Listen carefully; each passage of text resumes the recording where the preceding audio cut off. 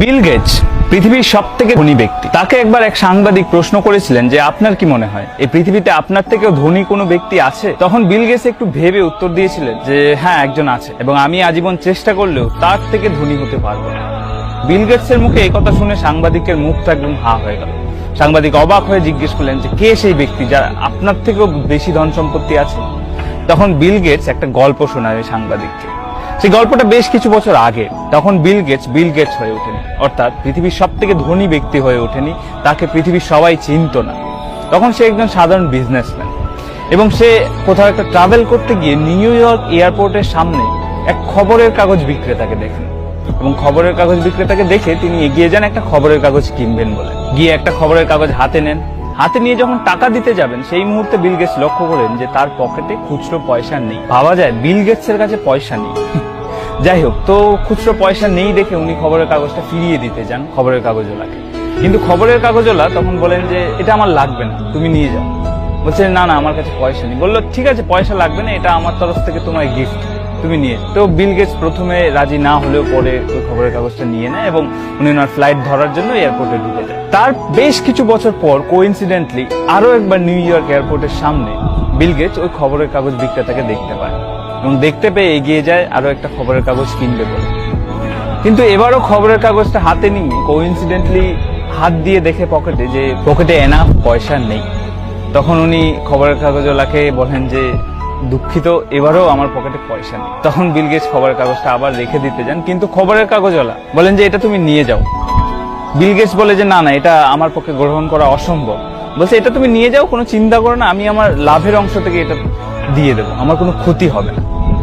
তো Bill Gates একটা না না এই করে খবরের কাগজটা নিয়েই নেয়, এবং আবার ফ্লাইট ধরতে চলে যায়। তারপর কেটে যায় প্রায় 15টি বছর। এখন 15 বছর পর বিল গেটস এই পৃথিবীর সব থেকে ধনী ব্যক্তি। পৃথিবীর সবাই তাকে চেনে, তার নাম জানে। এবং সেই সময় তার হঠাৎ করে মনে পড়ে ওই খবরের কাগজওয়ালার কথা, এবং মনে পড়ার সাথে সাথে উনি খোঁজ শুরু করেন ওই খবরের কাগজ বিক্রেতার। এবার বিল গেটস, ওনার কাছে তো সোর্সের অভাব নেই, তো প্রায় 1.5 মাস খোঁজাখুঁজির পর উনি ওই খবরের কাগজওয়ালার অ্যাড্রেস বের করতে পারেন। এবং অ্যাড্রেস বের করার পর বিল গেটস নিজে ওই খবরের কাগজওয়ালার বাড়িতে যান। বাড়িতে গিয়ে ওই খবরের কাগজওয়ালার সাথে দেখা করেন। খবরের কাগজওয়ালার এখন অনেকটা বয়স হয়েছে, তো উনি জিজ্ঞেস করেন ওই বৃদ্ধকে যে আপনি আমাকে চেনেন? তো বৃদ্ধ খবরের কাগজওয়ালা উত্তর দেয় যে হ্যাঁ চিনি, আপনি বিল গেটস?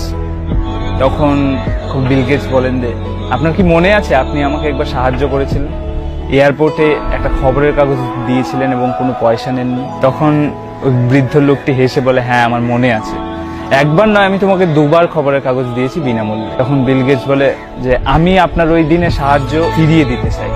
তখন ওই বুড়ো লোকটি হেসে ফেলে। সে বলে যে তুমি কি ভাবছো, আমি সেদিন তোমাকে যে সাহায্যটা করেছিলাম আর আজ তুমি এখানে এসে আমাকে যে সাহায্যটা করবে সেটা কি সমান?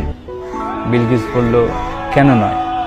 তখন ওই ব্যক্তিটি বলেন যে সমান হতে পারে না, কারণ আমি তোমাকে সেদিন যখন সাহায্য করেছিলাম তখন আমার কাছে দেওয়ার মতো কিছু ছিল না, আমি তখনও দরিদ্রই ছিলাম। কিন্তু এখন তুমি যখন আমাকে সাহায্য করতে এসছো, তুমি এই পৃথিবীর সব থেকে ধনী ব্যক্তি, তোমার কাছে সমস্ত কিছু আছে দেওয়ার মতো, এটা কখনোই সমান হতে পারে না। সেদিন বিল গেটস বুঝেছিলেন যে এই পৃথিবীতে শুধু টাকা থাকলেই ধনী হওয়া যায় না, বরং সত্যিকারের ধনী ব্যক্তি সেই যার কাছে কিছু না থাকা সত্ত্বেও নিজের সামর্থ্য অনুযায়ী মানুষকে সাহায্য করে, মানুষকে বিলিয়ে দেয়। তো এই গল্পটা সাংবাদিককে শোনানোর পর বিল গেটস বলেছিলেন যে সেদিন আমি বুঝেছিলাম আমি এই পৃথিবীর ধনী ব্যক্তি কখনোই হতে পারবো না। এই পৃথিবীর সব থেকে ধনী ব্যক্তি সেই যে নিজের কাছে কিছু না থাকা সত্ত্বেও মানুষকে সাহায্য করতে পিছপা হয় না, যার কাছে কিছুই না থাকা সত্ত্বেও সাহায্যের হাত বাড়িয়ে দিয়েছে, যে মানুষকে সাহায্য করার জন্য পৃথিবীর সব থেকে ধনী ব্যক্তি হওয়ার অপেক্ষা করেনি। যাই হোক, এই গল্পটার সত্যতা আমি জানি না, তবে গল্পটা খুবই ইন্সপায়ারিং। যদি ভালো লেগে থাকে অবশ্যই শেয়ার করো।